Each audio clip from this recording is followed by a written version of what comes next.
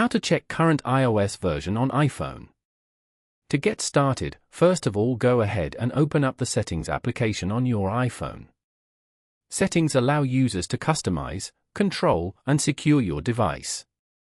Once you're here, scroll down until you find the General option and tap on it.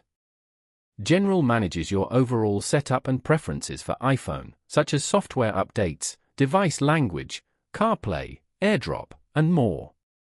Inside the General menu, tap on About at the very top. This section provides a comprehensive overview of your device's vital information.